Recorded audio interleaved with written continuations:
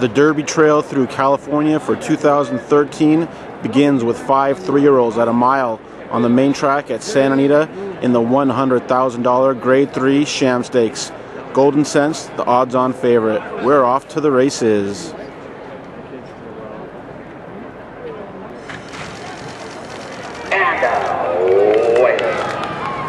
Fernando's out very fast from the outside gate. Will go straight. Goldencents now comes to take them on. Jets Legacy straight from range and comes to take them on down at the line. Everyone to lead through.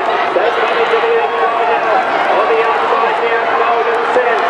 Goldencents tries to take it down. Lincoln does so. Goldencents strikes the front now with 60 to go. And it is going to be Goldencents and Kevin Krieger to take the Sham Stakes. Goldencents with. Then Legacy was second. Fernando's third.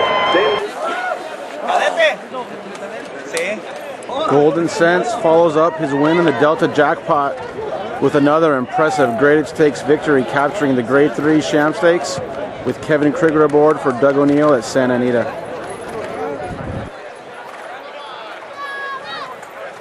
Kevin, my man!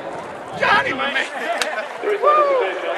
In the fourth race today, scratch number 10, Delta Jackpot. Fourth race begins at pick 6. Just a reminder, we have a carryover today, more than $62,000. Pick 6 starts with this the fourth.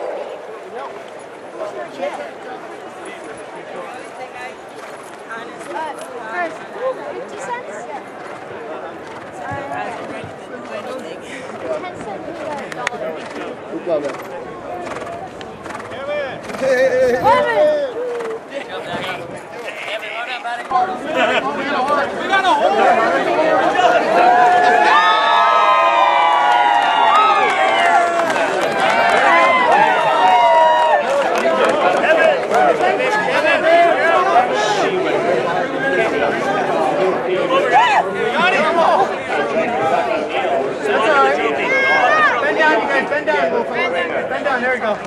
Yeah. Kevin Krieger, the man! Yes, man. Right, brother. Respect. Yeah. Get the mid-June look cool. Thank you, brother. Dougie, after party at Churchill Downs? Let's do it. Yeah, we're going to Chandelier Room and then Churchill Downs, brother. Come on. I love the enthusiasm, Doug. Oh, you got it. This is great. What a special horse. Thank you. Thank you, Michael. Dougie, were you guys concerned at all when he didn't get the lead? Okay. No, you know, we know as the water gets a little bit deeper, you got to have a versatile colt. Kevin's so confident in his colt, and we figured Bob having 2 in there, he would send the 1. So Kevin's just a smart, confident kid who doesn't get a lot of opportunities, but he finally got one and he did the right thing. We had Circle the Sham as the first race on our list, and all these races that we kind of targeted, all under the heading that the horse has got to be doing good, he's got to be healthy, and so as he continues to do good, you know, whatever the next race is in a month or so, we'll look forward to it. So it's not likely that you'll wait till the Santa Anita Derby? I wouldn't think so. I'm not big on waiting if they're doing good. How many starts then would you say, Doug, before Kentucky? Maybe like 2 more. Yeah.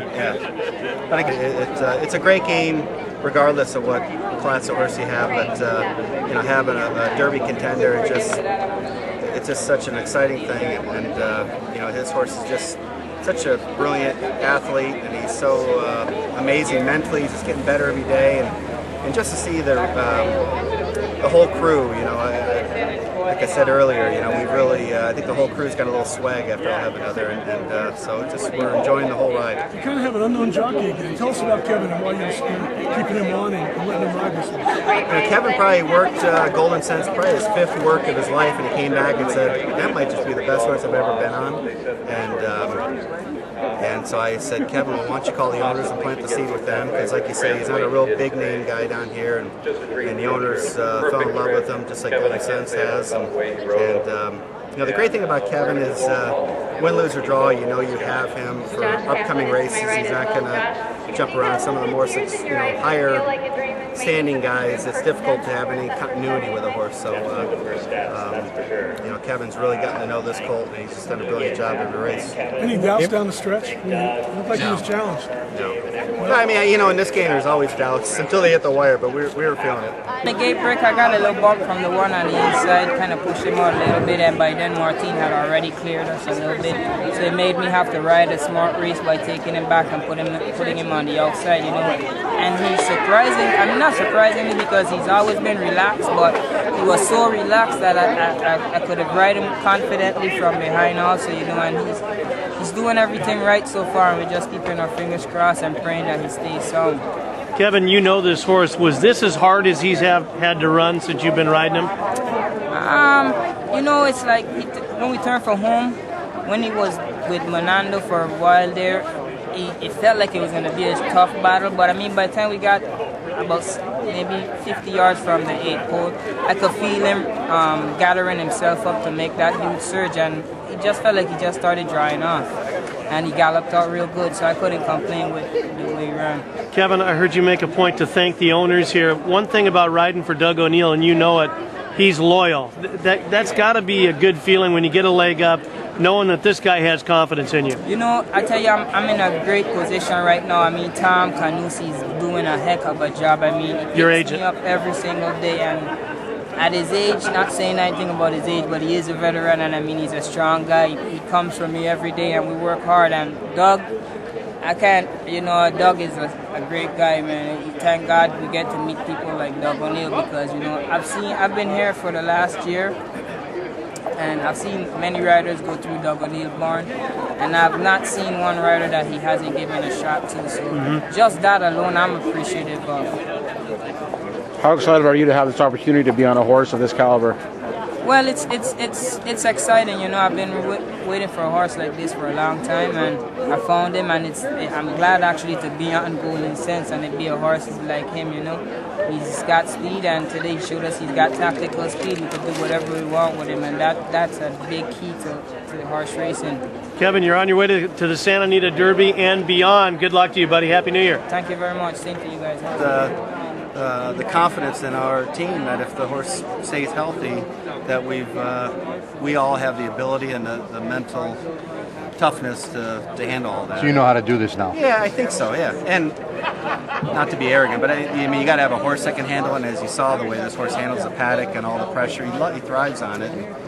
And we say every day, Goldencents, he loves the game, and you need a horse that really loves the game to compete there in the Kentucky Derby with all the attention on him. So Mario Gutierrez go to Stardom last year.